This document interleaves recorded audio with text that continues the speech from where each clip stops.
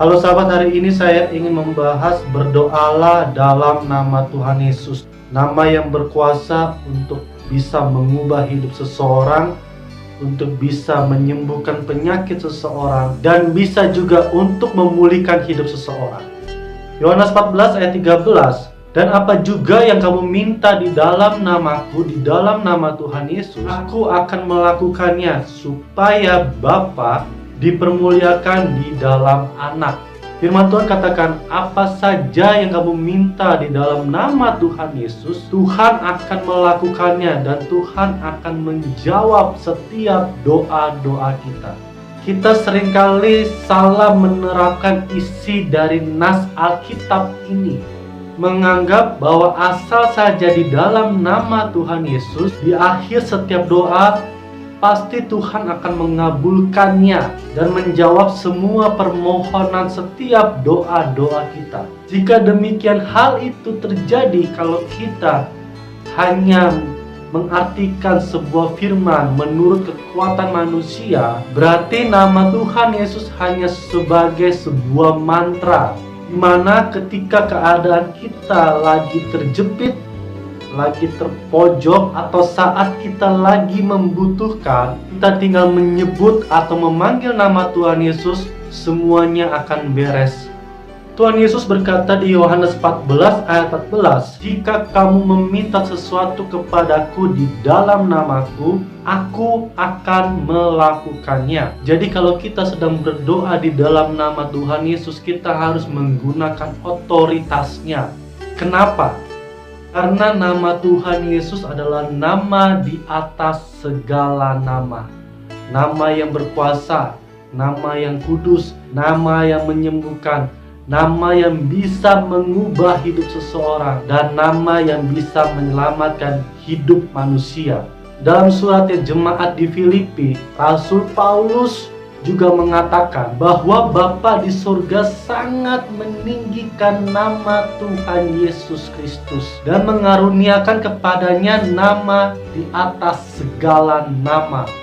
Kalau kita renungkan, begitu banyak nama manusia, tapi apakah nama seseorang itu bisa berkuasa mengubah hidup seseorang, bisa menyembuhkan seseorang, bisa memulihkan hidup seseorang? Tentu tidak.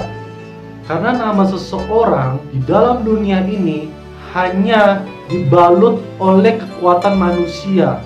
Tetapi kalau nama Tuhan dibalut dari atas, dari surga. Nama yang kudus sehingga bisa menyembuhkan dari sakit penyakit, pergumulan berat. Semuanya bisa diselesaikan di dalam nama Tuhan Yesus. Supaya di dalam nama Tuhan Yesus semua bertekuk telut, segala yang ada di langit dan yang ada di atas bumi dan yang ada di bawah bumi.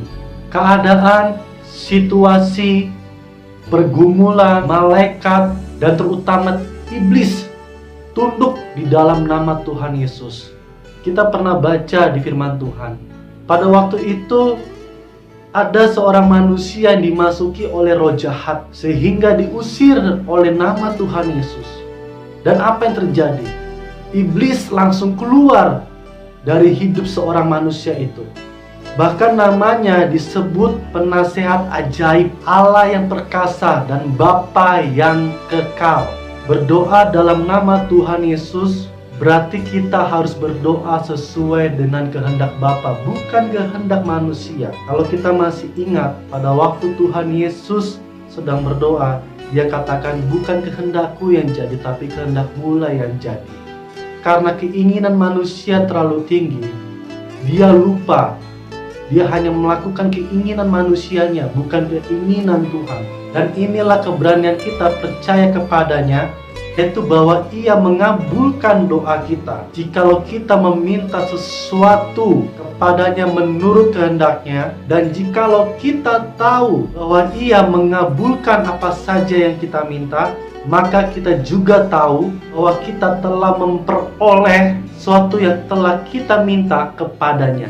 Tuhan Yesus juga berkata, makananku ialah melakukan kehendak Dia yang mengutus aku dan menyelesaikan pekerjaannya. Bagi Tuhan Yesus, melakukan kehendak Bapa adalah prioritas yang utama. Bagaimana dengan kita? Apakah kita sudah melakukan kehendak Bapa atau kehendak kita? Dalam hal segala apapun, kalau kita membawa Tuhan di dalam hidup kita, itu bisa mengubah hidup kita dan bisa mengubah hidup seseorang.